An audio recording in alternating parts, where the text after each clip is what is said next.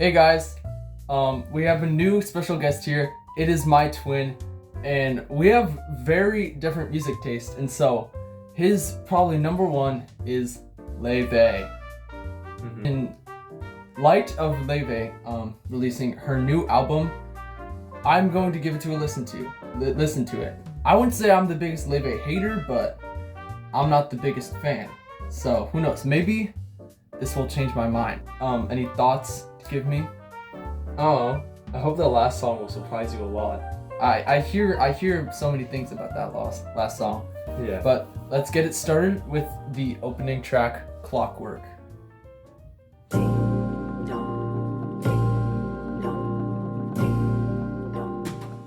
Wow, I honestly really like that. Like I said, it has a very like antique vibe to it, and hope if yeah. But what I was gonna say is that it kind of reminds me of this one song from a musical called Guys and Dolls, and the song is called If I Were a Bell, and just like the way she talks about clockworks and you hear the tick tock, it's just giving that similar vibe, and it sounds like really swingy and nice, catchy tune. Laufey always has like a jazzy, little bit fun, little bit whimsical of an opener. It's like Dreamer and Bewitched kind of has the same like feeling or format. But yeah, no, I like this one a lot. Yeah, I think I've just heard this from like my environment, but yeah, I haven't give this like a full listen. So let's get it. Lover Girl.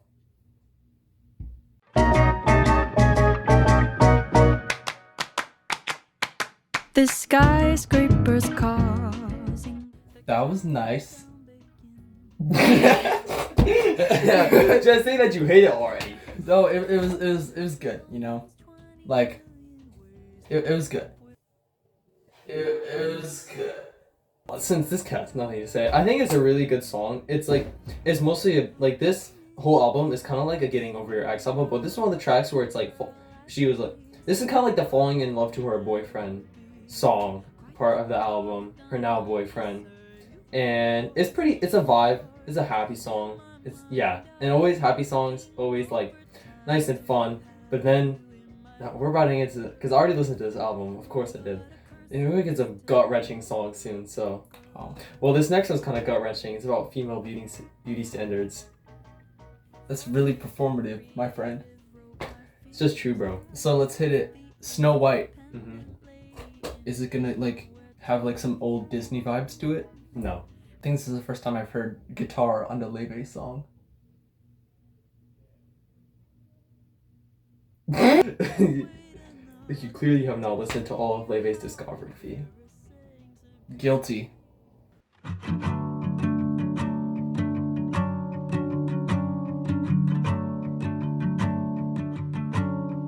Can't help but notice. Yeah, you were right. That was honestly a pretty sad song, and the message was pretty clear, and it's really sad. And that climax with the strings coming in, it was really nice. But yeah. Yeah. I don't know, it was kind of quite the contrast from Lover Girl to that, you know? Yeah. Laufey did go on an interview and said like all of the song, it's definitely, she said it's like a in order album, like she specifically picked the order of the songs. I'm not too sure about the transition into this song, but I don't know. It's just such a different contrasting thing. But maybe that's the point of the album. Because she also did say that the album reflects how you move through different emotions and different feelings. So you could go from in love to sad or ashamed or embarrassed. Wow. That's truly magical. Okay, this one is Castle in Hollywood. I really like this one. It's definitely top 3 for me. Oh, really? Okay. Except you're gonna say it's gonna sound like a Taylor Swift song, and it does. But it's low-key a vibe, and it's a vibe. Well, let's just hit play. I rack my brain, spend hours and days. I still can't.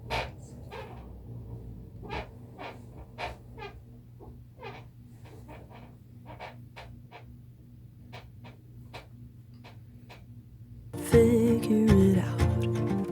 What happened that year in our house? I mean, yeah, I think that was a lot more of her like pop side coming through, but the chorus was catchy.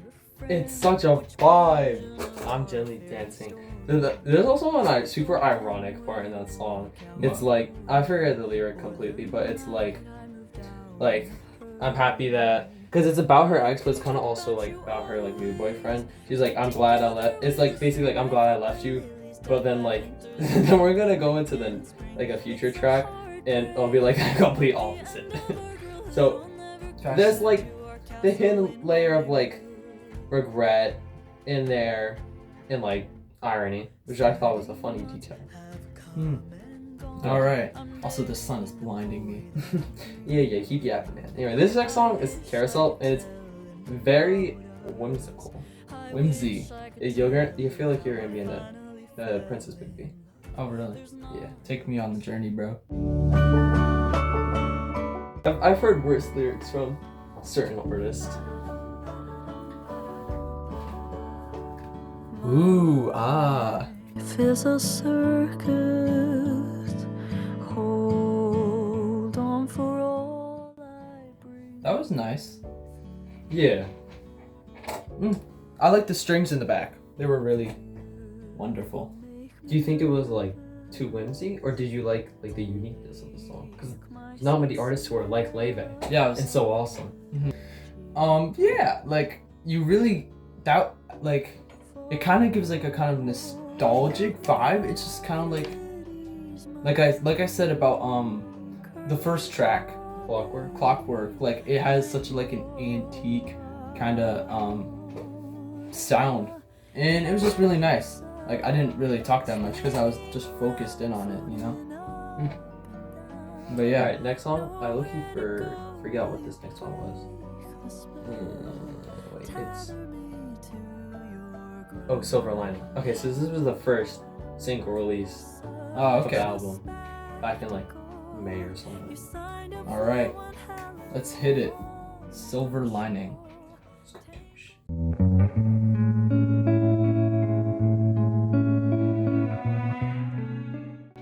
Those backing vocals underneath, those are pretty nice. I've been falling in bad habits, staring into the abyss.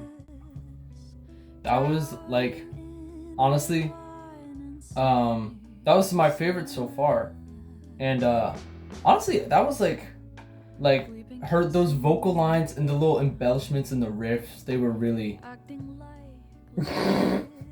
Embellishments.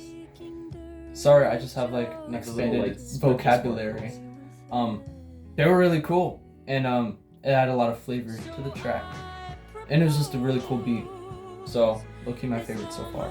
Okay, well, I still think you're gonna like the last track. Okay. Anyway, this one is Too Little Too Late, which kind of goes in the complete opposite turn. And after the song's over, I could go into like how. Oh wait, I have a question. From asking the Laufey expert himself, does Laufey does she produce everything? Because obviously she sings, but does she like produce all the other stuff to it too? Yeah, so there's most of the songs, it's mostly just her. Like in a more classical or a ballad song, she plays the cello, so she does that. She also plays the guitar, so the guitar's all her.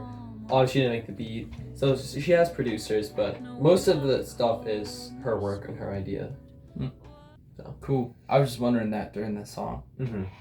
yeah, and then this song has lots of crazy references, and I'll go over each one of them. All right, next song, Too Little Too Late. Too little, too late. The whole town is talking about how you've fallen in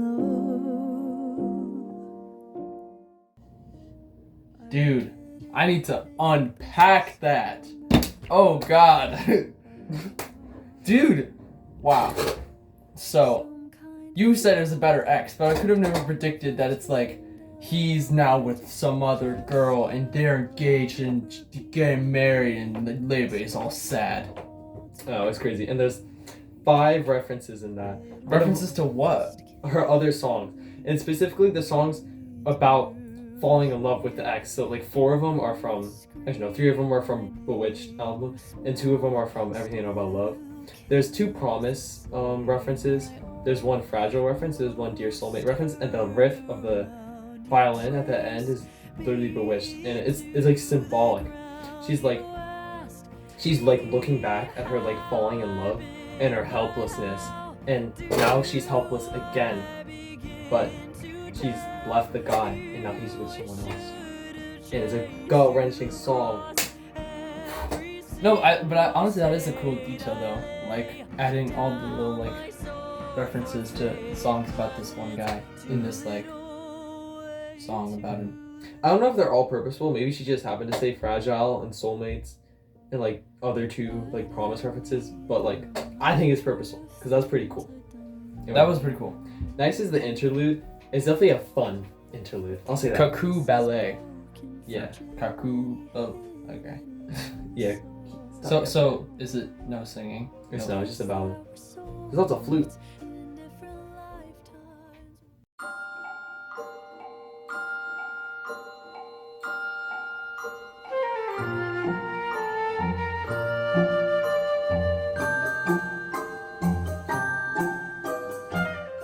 It was a cool interlude.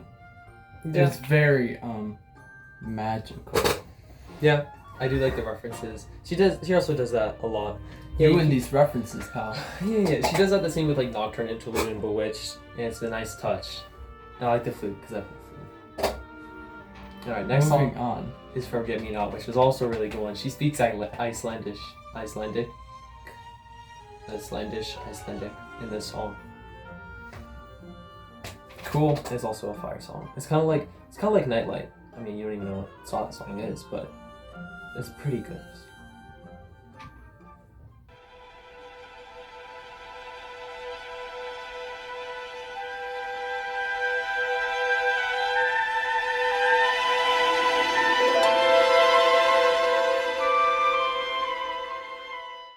That was nice. You know, I thought it was pretty cinematic. You know? It's kind of like, Maybe because you just mentioned it was very main character energy, but like yeah, it was like very cinematic. it's kind of like Afterlife and like the end of Wither. Like it was like made for a movie. We're gonna go eat dinner. We'll Dinner be back. break. We'll be back. We're back from dinner. All right. So we are moving on to Tough Luck. And this is the last of the singles that was released before the album came out, and it's a pretty good song. Alright, let's hit it. I missed the button again. Are you tired? I can tell that you're tired. Your eyes turn gray, you beg me to be silent. Ooh, I like that song. That was catchy. Like I was moving, like it was just like fun. But like she was really like really digging at this guy. She has had enough. Wow. That was a banger. I can't even lie. Laufey's awesome. All right. Oh, A Cautionary Tale is the next track. I originally was like, when I first listened to it, I was like, okay, it's fine. But the more I listen to it, the more I like it. What, this song? Yeah. Cautionary Tale. Oh, so it's a grower. It is a grower. All right, let's see.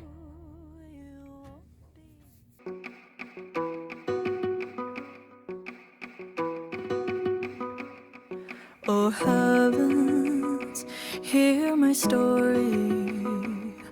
A cautionary tale. I don't know what you're saying about the grower. Like at first I was thinking like, oh, it's kind of, but like it really built and like it became such a ballad. It was like, and she really doesn't like this guy. That's what I'm getting. This guy is just like a. We hate that guy anyway. Uh-huh. We love Laufey for moving on. Yes. But yeah, this song, like, it was pretty emotional, a ballad, and like it was cool. It was nice. Yeah. This next song, Mr. Eclectic, literally like this is performative, man. It. I'm not like them, guys. Yes, you are. I'm not one of them.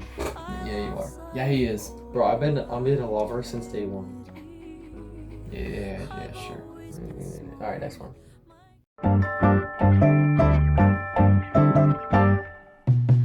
Bet you think you're so poetic. Did you hear that in the background? With the vocals? What about it? Don't tell me it's a reference. It's not a reference. Do you know who was singing those vocals? Who? Claire. Claire. Wow. This is The so duet that- performative. Yeah. It's all that we needed. We needed a collab. Now we need Laufey. Where did we? No, because I low-key wanted a Laufey Claire collab, and it just happened. I don't know what else is on my Laufey collab wish list. Is that wonderful? Maybe Mitski. That would be interesting. I mean, Laufey kind of turned into Mitski at the very last track. Still hinting at this last track. This guy's gonna love it. Okay. Yeah. That was a cool song. It was like very groovy, very catchy. And I like the. Is it like, so? Did she like mean for it to like kind of target like this like performative movement, or was it about this guy? It's about this guy. Okay. Basically, he's like a performative guy, I see. and she's like, man, this guy. I think. I don't know. I think that's what's about. But yeah, it's low key but performative and lol. It's the second last track. It's called Clean Air. It has a very funny line. Saging my bedroom, dusting. That like, what I noticed is that like most of these songs, it's like feeling down about this guy, but this one is kind of like the I'm doing great song, you know? It's definitely I'm over you. I'm breathing clean air now. Take that. Get the freak out of my atmosphere. Yeah. There. That was like it was very good vibes, which this album really doesn't have much of. Not that's not a critique. Okay. Sad Now, songs are awesome. last song, Sabotage. You've been glazing this up. So you all know that this guy loves his Linkin fart, Linkin Park. Slipknot, all his metal stuff. So Please tell me this is the electric guitar or guitar solo or something. we're gonna see how he likes this song. Okay, cause like I've kind of like subconsciously picked my favorite song, and like if this just Oops. completely like wipes it off the board, we'll see. So let's hit it. I missed the button again.